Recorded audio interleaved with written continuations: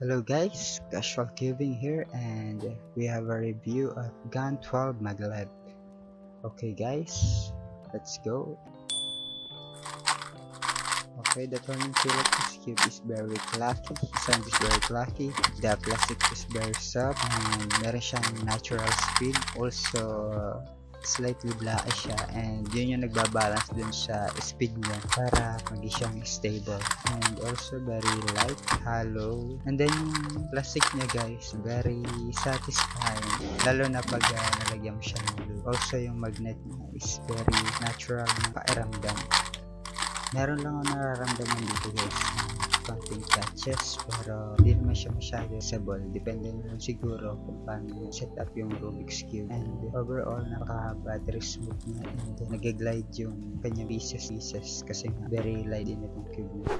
Okay, let's talk about the UV coating. The UV coating is nag-a-add siya ng grip sa cube, and also pag hinawa mo siya is mararamdaman mo na premium talaga yung cube, and also protection na rin siya para sa mga scratches. Okay guys, let's talk about the mechanism, and ito yung kanyang edge piece, and kung makikita nyo very simple na design. Meron siyang torpedo and meron din siyang honeycomb design. Yan yung tumutulong para spread ng even yung lube. Then guys, ito naman yung kanyang corner piece, and makikita nyo agad sa kanya yung corner magnet, and yan yung nag-a-attract dun sa core magnet. Also, meron din siyang adjustable feature.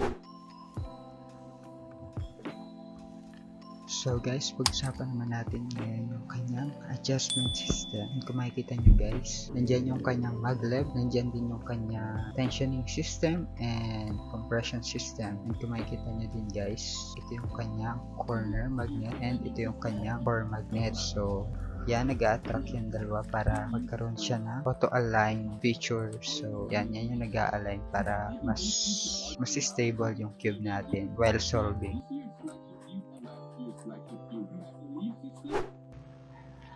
Ngayon naman guys, ipapakita ko sa inyo kung paano i-adjust yung kanyang adjustment system. So, let's go! Una sa lahat, kuhain nyo yung adjustment tool nyo. Then, kunin nyo itong tool na to. Hilahin nyo lang siya hanggang sa mag-pop.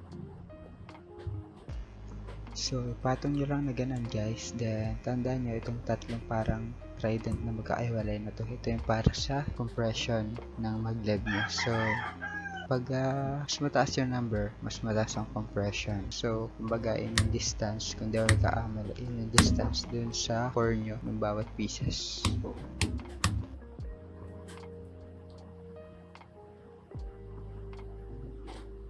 So, ito naman isang to guys. Ito yung para sa inyong tension. Dito bumabase yung cube kung gaano kasikip or kung gaano kaluag. Depende na lang kung anong gusto nyo. Tandaan nyo din guys, 1 yung pinaka-tight and 6 yung pinaka-loose.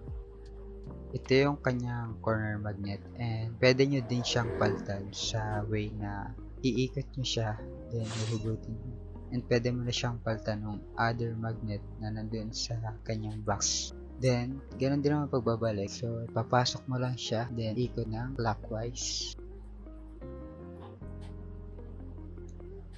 And ito naman pala yung pag-a-adjust ng kanyang magnetic strength. So, meron naman dyang sign na positive and negative. Depende na lang sa preference mo kung anong mas gusto mo, kung tactile or yung weak magnet. So, ikaw bahala. Yung akin kasi sa normal lang, sa gitna.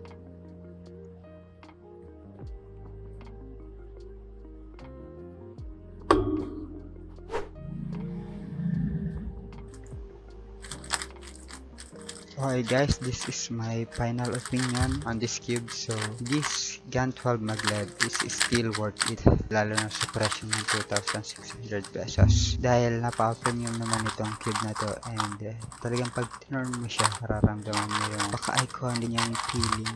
Also, yung kanyang adjustment feature, halos wala din naman nagbago kasi usable pa rin siya, and meron din siyang katulad ng compression system adjustment, tension adjustment, and magnetic strength management. So, iba ngayon is hindi na sila naglalagay ng ganun para malas yung price and also para malas yung weight. But this cube is very balanced overall. So, this is worth it. Still worth it. So, yun lang guys. Enjoy the scramble salt.